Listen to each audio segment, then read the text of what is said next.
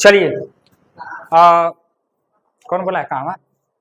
आज नया टॉपिक, नया क्लास और नए टॉपिक के बारे में चर्चा करेंगे।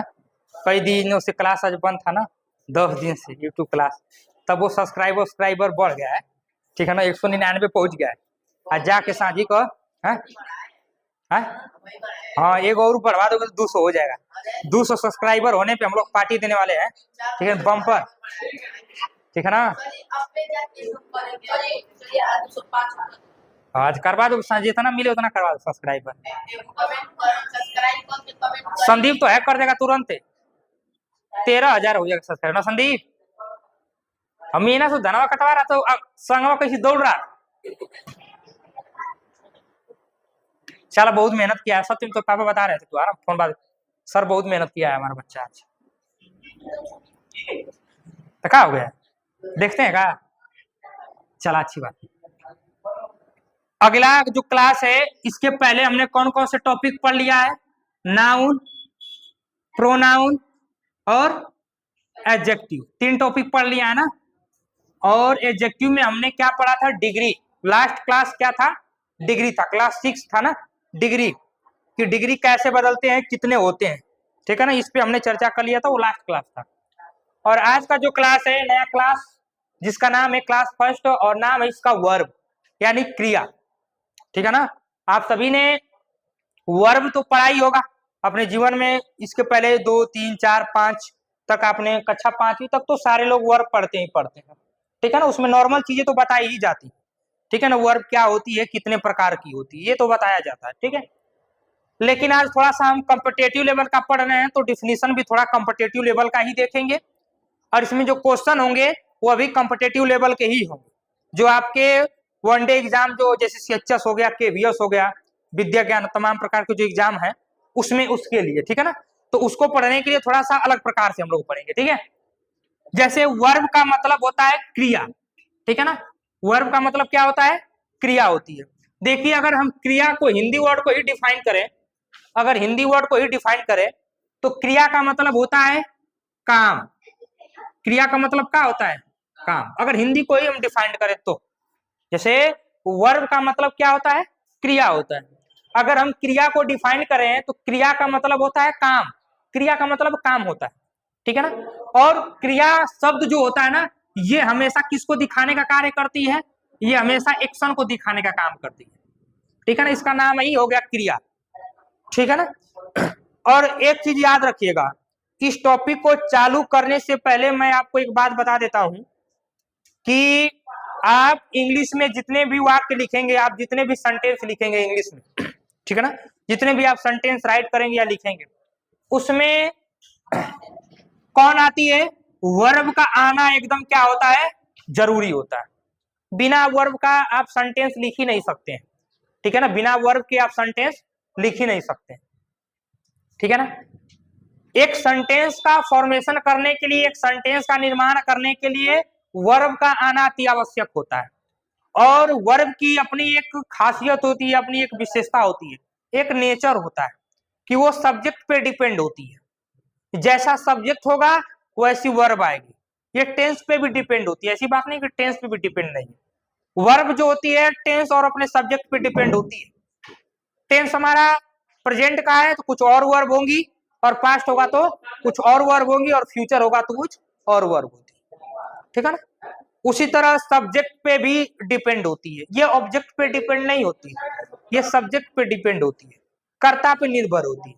जैसा कर्ता होगा वैसी क्रिया होगी, ठीक है ना। अपना कर्ता जो होता है अपनी जैसी क्रिया लेकर आता है। इसलिए आगे जो हम टॉपिक पढ़ेंगे ना, इस सब्जेक्ट और वर्ब पे एक अलग टॉपिक ही बन जाता, सब्जेक्ट और वर्ब पर एक अलग टॉपिक ही बन जाता है। उसका नाम ही पड़ गया है subject verb agreement, subject verb agreement, ये नया टॉपिक ही बन गया। मान लो, मतलब कर्ता और क्रिया का जो एग्रीमेंट होता है, जो समझौता होता है कि कैसा कर्ता कैसी क्रिया लेकर आएगी, और कौन सी क्रिया कैसी कर्ता लेना पसंद करती है, कौन सा कर्ता कैसी क्रिया लेना पसंद करता है। इसलिए एक नया टॉपिक है हमारा सब्जेक्ट और सब्जेक्ट वर्ब एग्रीमेंट। इन दोनों के बीच में हम क्या करेंगे, समझौते को पढ़ते हैं कि किस प्रकार से अपने आप में समझौता करके एक सेंटेंस का निर्माण करती है, ठीक है ना, उचित सेंटेंस का निर्माण करती है। तो ये हमारा अगला टॉपिक रहेगा बीच में कहीं, ठीक है ना, अभी नहीं बीच में कहीं रहेगा, इसको हम मिटा देते हैं क्योंकि ये भूमिका है इसलिए जानना अति जरूरी है। तो वर्ब पढ़ रहे थे, वर्ब का मतलब क्या होता है, क्रिया, क्रिया यानी काम, जहाँ पे एक्शन हो रहा है ना वो काम, वो सारा क्रिया हो जाता है, वो सारी क्रियाएं हो जाती है। अब एक्शन भी जो होता है कई तरीके से एक्शन होता है, एक्शन भी कई तरीके से होता है, ये नहीं है कि कोई कई तरीके से एक्शन होता है, एक तरीके से एक्शन होता है, एक तरीके से एक्शन नहीं होता है। एक तो एक्शन हम करते हैं भौतिक एक्शन, भौतिक क्रिया करते हैं यानी फिजिकल एक्शन करते हैं। फिजिकल एक्शन का मतलब, फिजिकल एक्शन मतलब जेके हाथ पैर हिलावे पड़े, हाथ पैर हिलाना पड़े, या किसी औजार का प्रयोग करते हैं, ठीक है ना, या अपने हाथ पैर या किसी औजार का प्रयोग करके जब आप कोई कार्य करते हैं उसे हम फिजिकल एक्शन बोला जाता है, वो फिजिकल एक्शन के अंडर आती है। एक होता है मेंटल एक्शन, मेंटल यानी बौद्धिक क्रिया, बौद्धिक क्रिया का मतलब जो आप बुद्धि से कार्य करते हैं, हाँ? बुद्धि से कार्य करते हैं कि नहीं करते हैं, अभी हम इस पे चर्चा करेंगे, अभी पहले इसको हम देख लेते हैं, पहले डिफिनीशन को देख लेंगे ना, उसके बाद उस पर चर्चा करेंगे। डिफिनीशन क्या कर रही है कि a verb is a part of speech, एक क्रिया जो होती है एक पार्ट ऑफ स्पीच का क्या है, हिस्सा है, क्या है, हिस्सा, मतलब एक वर्ब जो है ये पार्ट ऑफ स्पीच है, एक क्रिया हमारा पार्ट ऑफ स्पीच होती है कि नहीं होती है, पार्ट ऑफ स्पीच का ना हिस्सा है। दैट जो, टेल्स मतलब बताती है, अस मतलब हमें, मतलब एक क्रिया जो है ये पार्ट ऑफ स्पीच का हिस्सा है जो हमें बताती है, क्या बताती है कि what the subject is doing, कि मतलब सब्जेक्ट क्या कर रहा है। हेलो, हाँ उस लिखा लिखा होगा ना 11 नवंबर,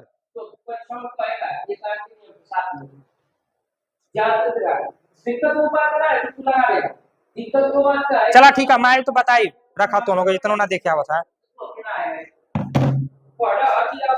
a verb is a part of speech, मतलब एक क्रिया जो है ये पार्ट ऑफ स्पीच है, दैट जो हमें बताती है, हमें बताए, टेल्स अस मतलब हमें बताती है, क्या बताती है कि what the subject is doing, subject क्या कर रहा है, what the subject is doing मतलब सब्जेक्ट जो है, कर्ता जो है क्या कर रहा है, मतलब एक क्रिया जो होती है ना वो पार्ट ऑफ स्पीच का वो हिस्सा है जो हमें बताती है कि एक सेंटेंस में जो सब्जेक्ट होता है, एक सेंटेंस में जो कर्ता होता है वो क्या कर रहा है, वही हमें क्रिया बताती है।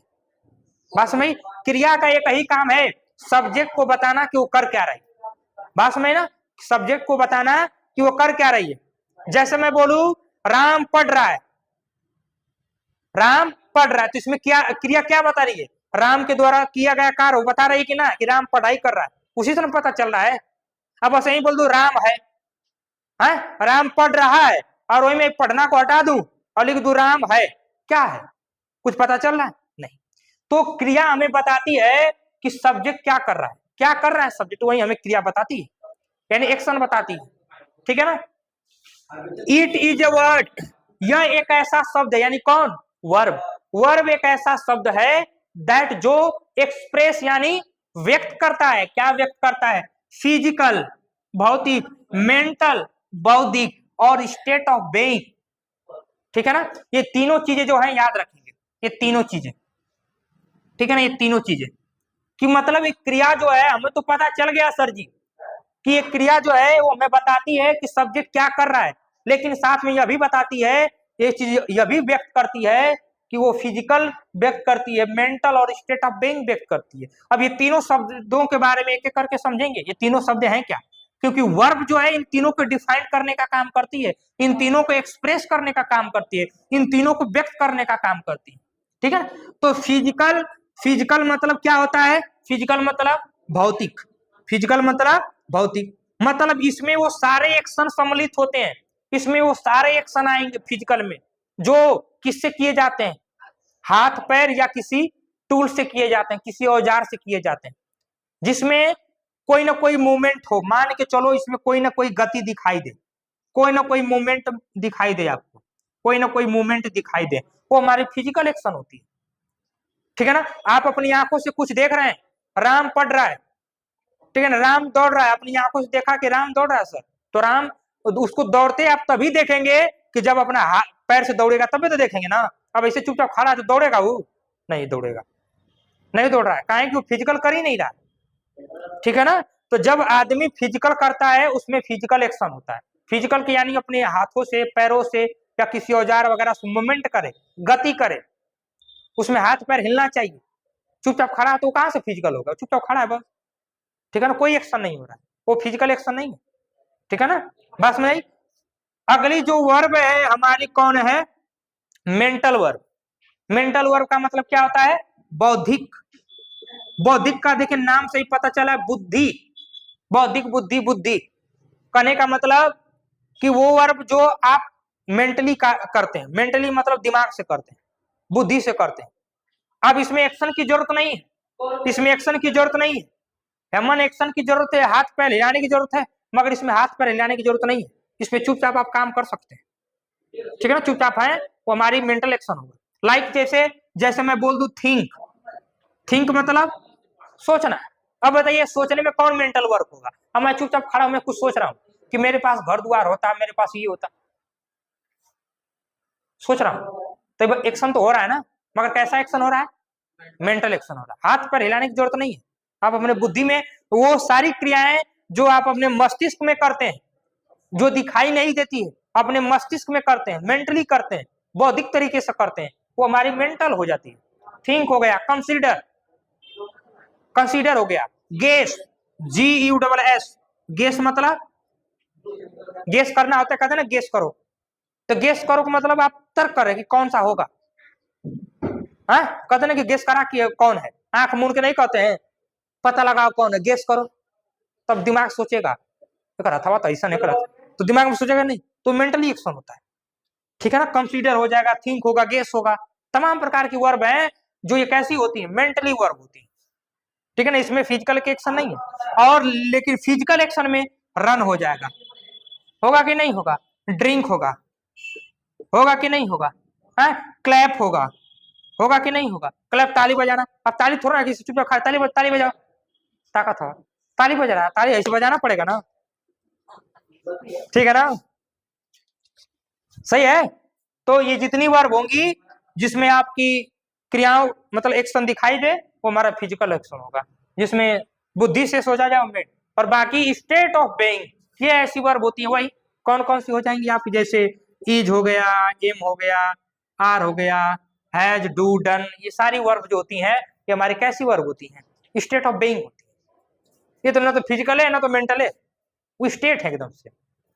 ठीक है, निजी अवस्था एकदम बनी हुई है। ठीक, कोई दिक्कत यहाँ तक नहीं ना? चलिए इसको नोट कर लीजिए।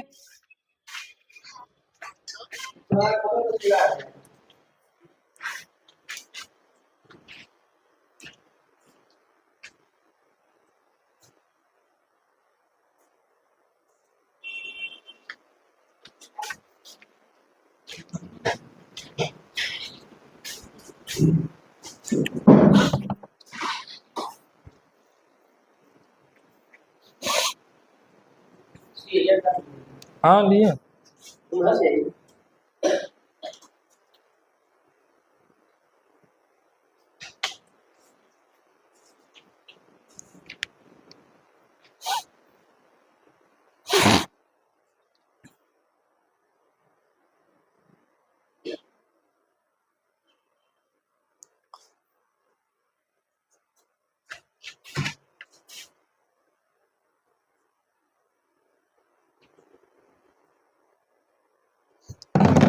हो गया, हो गया, मिटा देना।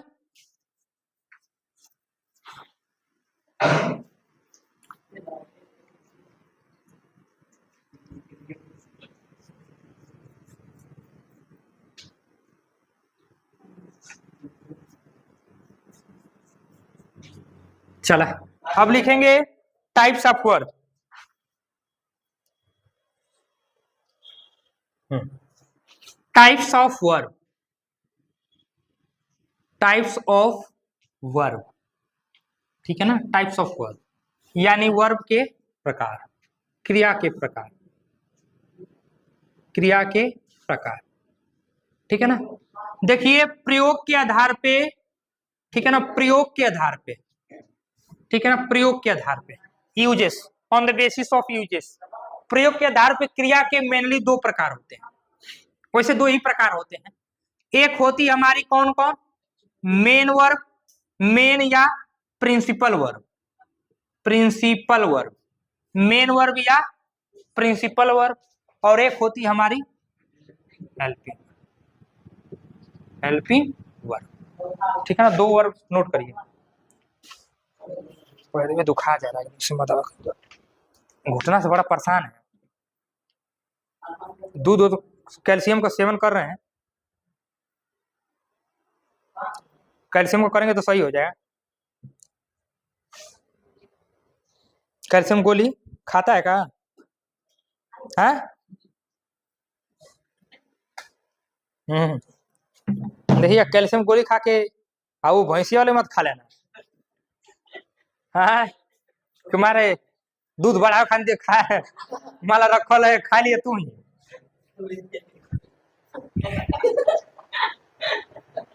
अरे नहीं भुलाएंगे, खाई लिया तो कैल्शियम गोली है, और ऊपर थोड़ा लिखा कि भैंस का कैल्शियम का गोली, मतलब डॉक्टर ने दे दिया भैंस वाली कैल्शियम गोली तो ओके, तो भैंस का हड्डी तो मोट मोट होता है, और तू हर हड्डी पतिल पतिल,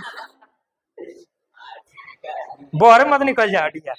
चलिए, तो टाइप्स ऑफ वर्ब जो होती है दो प्रकार की होती है, एक होती है मेन या प्रिंसिपल वर्ब, इसे मेन वर्ब भी बोलते हैं या इसे प्रिंसिपल वर्ब बोलते हैं, क्योंकि दोनों शब्द एक ही जैसे हो, लेकिन कहीं कहीं किताब में प्रिंसिपल वर्ब देता है, कहीं कहीं किताब में मेन वर्ब देता है, तो अंतर दोनों का एक ही है, अंतर कोई अलग नहीं है।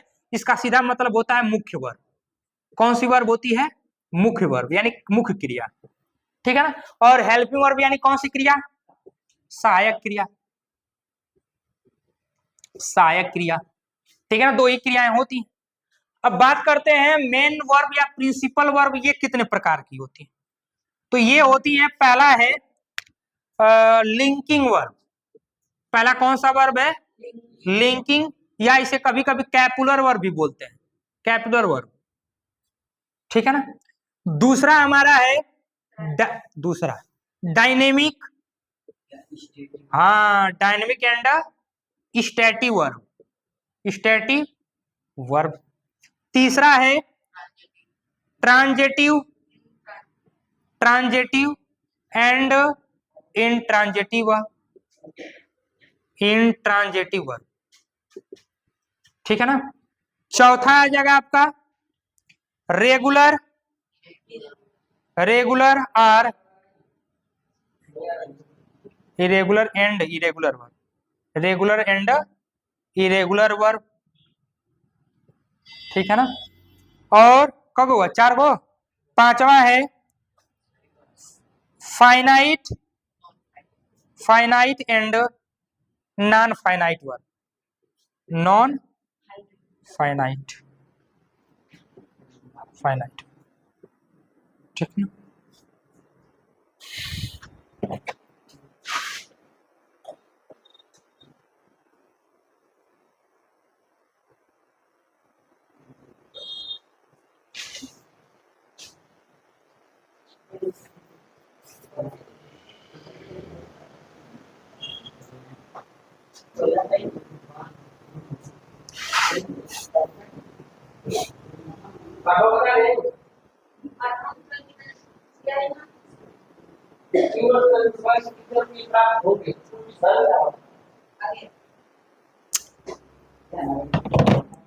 हो गया, इतना तक दिक्कत नहीं है ना।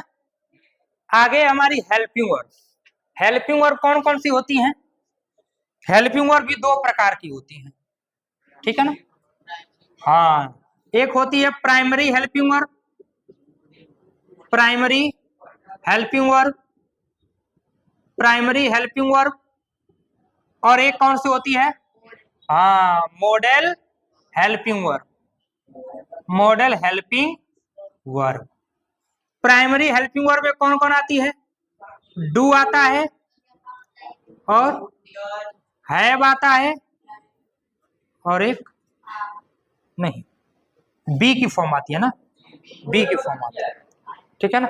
और मॉडल में तो जानते ही हैं, कैन, कुड, मे, माइट, तो सॉरी माइट, शुड, कुल कब होती हैं? 13 मॉडल वर्ब है, ठीक है, 13 वो मॉडल वर्ब है। किसमें है? टू कौन सी वर्ब? किसमें? अरे वो बतिया है।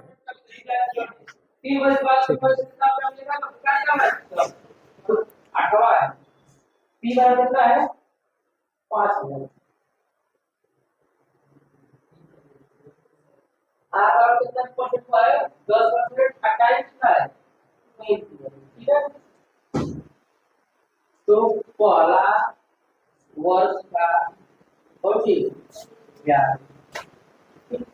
क्या करेंगे? 5000 गुणे कितना? 10 गुणे हो गया। तो टाइप्स ऑफ वर्ब याद रखिएगा, क्रिया के प्रकार जो हम प्रयोग के आधार पे 2 होती हैं, मेन वर्ब या प्रिंसिपल वर्ब और दूसरी है हेल्पिंग वर्ब। मेन वर्ब जो होती है 5 प्रकार की होती है, लिंकिंग वर्ब या कैपुलर वर्ब भी बोलते हैं, डायनेमिक एंड स्टैटिक वर्ब बोलते हैं, ट्रांजिटिव एंड इंट्रांजिटिव, सकर्मक अकर्मक पढ़ते हैं ना, वही है। और इसको हम ऐसे पढ़ा सकते थे कि वर्ब के 2 प्रकार होते हैं, एक main verb, helping verb. Main verb में ट्रांजिटिव और इंट्रांजिटिव होती है, ऐसे भी होता है, लेकिन जब पढ़ रहे हैं तो फुल पढ़िए। फिर रेगुलर और इरेगुलर वर्ब होती है, और एक होती है finite and non finite verb. देखिए फाइनाइट और नॉन फाइनाइट भी 3 प्रकार की होती है, ठीक है ना, ये 3 प्रकार की होती है, ठीक है ना। एक का नाम है जेरंड, ठीक है ना, एक का नाम है पार्टिसिपल, पार्टिसिपल, और एक का नाम है इन्फिनिटिव, इन्फिनिटिव, इन्फिनिटिव। 3 ये होती है, ठीक है ना। ये तीसरा है, ये चौथा है, ये 5वां है, ये रोमन में पहला है, ये रोमन में सेकेंड है, ये रोमन में थर्ड है, ठीक है ना। 3 ये होते हैं, ठीक है ना। तो जो हम लोग जेरंड, पार्टिसिपल और इन्फिनिटिव पढ़ते हैं ना, तो हमारे कौन किस मेन वर्ब की हिस्से होती हैं, हिस्सा होती हैं? फाइनाइट और नॉन फाइनाइट की वर्ब होती है, ठीक है ना, उसी के हिस्सा होते हैं, ठीक। नोट करिए, नोट करिए, ओके।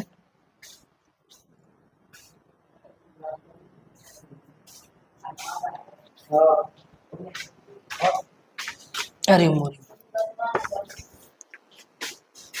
नहीं रहेगा ये तो काटता धान भरा को मेरे पास काट बाहर का एक पैसे डाल दे ऊपर ठीक है ना बेटा काट वो बाहर पूरा दवाई लगा के हुआ है अभी तो का चलेगा हो गया, हो गया ना, चलो लो, चलिए। तो इतना तक ठीक है। देखिए आपकी किताब में जो मेन हमें वर्ब पढ़नी है ना, ये यही वाला है, एक ये वाला है और एक ये है, फाइनाइट एंड नॉन फाइनाइट, ये 2 मेन वर्ब है, मतलब आपके सिलेबस के हिसाब से, और बाकी ये दोनों ये मेन है, ठीक है ना। आपके सिलेबस में ये क्रिया और ये क्रिया और इधर से ये वर्ब और ये वर्ब, ये इन चारों आपके मुख्य हैं जो एग्जाम में क्वेश्चन पूछा हुआ है, ठीक है ना। ठीक, चलिए मिटा दें, मिटा देना।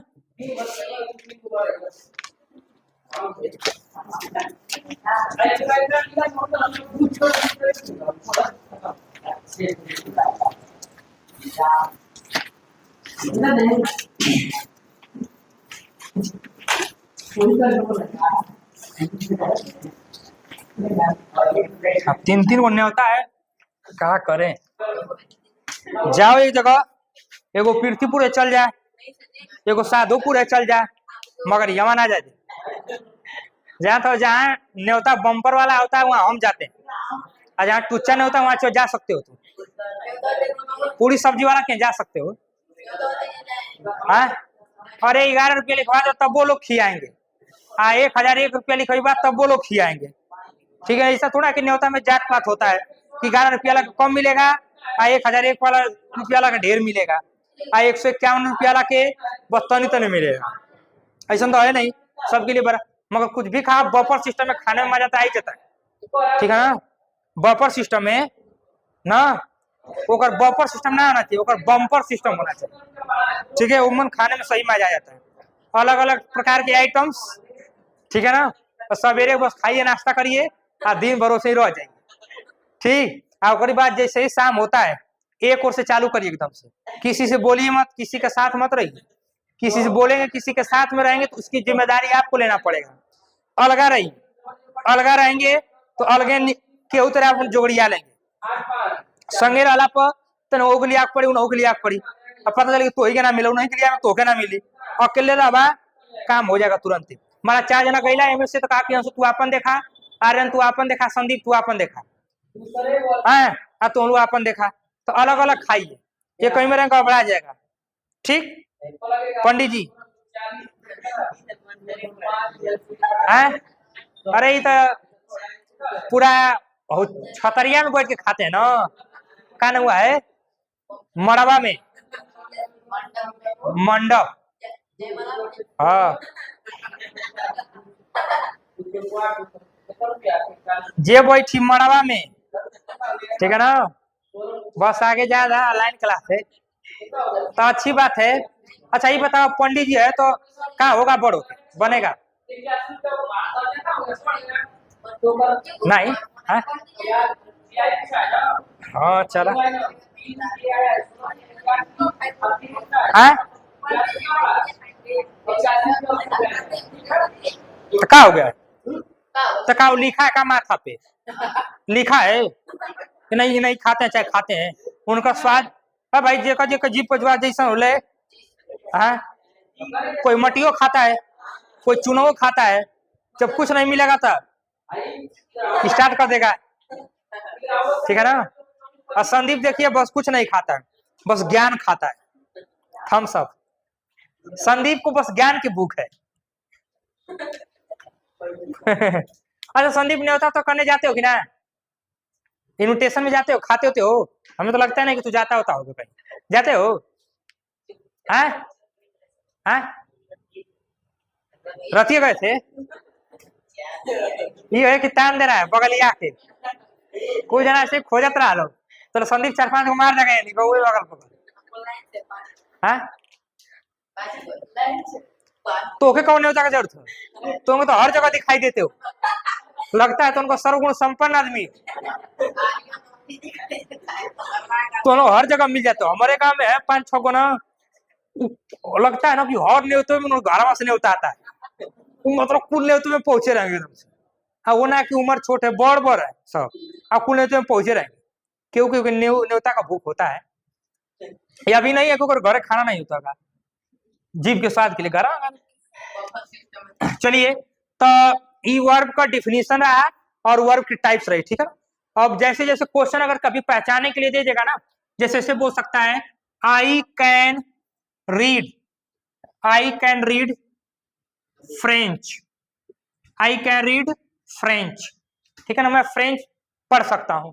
अब कोई पूछ दे कि बताओ कि इसमें कौन क्या इसमें कौन हेल्पिंग वर्ब है और कौन मेन वर्ब है, ठीक है ना। तो इसमें देखिए कैन का मतलब क्या होता है, सकता शक्ति होता है ना, तो हमने बोला था कैन जो है ये हमारी कौन सी आती है, ये हमारी हेल्पिंग वर्ब है। कौन सी वर्ब है, हेल्पिंग वर्ब, ठीक है ना। अगर इसका भी टाइप पूछेगा हेल्पिंग वर्ब का भी, तो ये कौन सी हेल्पिंग वर्ब हो जाएगी, मॉडल हेल्पिंग वर्ब हो जाएगी। बाकी ये रीड मतलब पढ़ना, ये हमारी कौन सी वर्ब है, प्रिंसिपल वर्ब, प्रिंसिपल यानी main verb, principal or main verb. आगे बात समझ ना, तो ये पहचानने के लिए बस इतना ही देगा, ठीक है ना, बात समझ आई। जैसे एक और मैं दे दूं,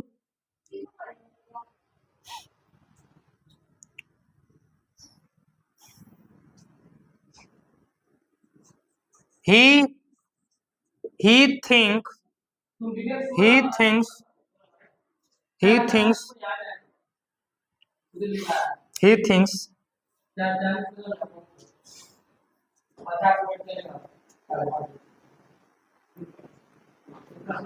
he is very clever. अब इसमें कौन कौन सी वर्ब आई है देखेंगे। ये थिंक है ना, ये कौन सी वर्ब हो जाएगी, प्रिंसिपल वर्ब यानी मेन वर्ब होगी। और थिंक मतलब सोचना, कौन सी वर्ब हो जाएगी, कहाँ, फिजिकल की मेंटल, मेंटल में होगी ना, ये मेंटल में होगी। बाकी ये कौन सी है, स्टेट ऑफ बीइंग हो जाएगी, स्टेट ऑफ बीइंग हो जाएगी, वही हेल्पिंग वर्ब। ठीक है ना। चलिए बाकी हम कल मिलेंगे। कौन सी वर्ब, पहली टॉपिक कौन है, लिंकिंग आ कैपुलर वर्ब, और दूसरी कौन है, ट्रांजिट। हाँ जो भी होगा 2 क्लास पढ़ेंगे कल। Thank you. ठीक है ना, thank you, have a nice day, bye bye, take care.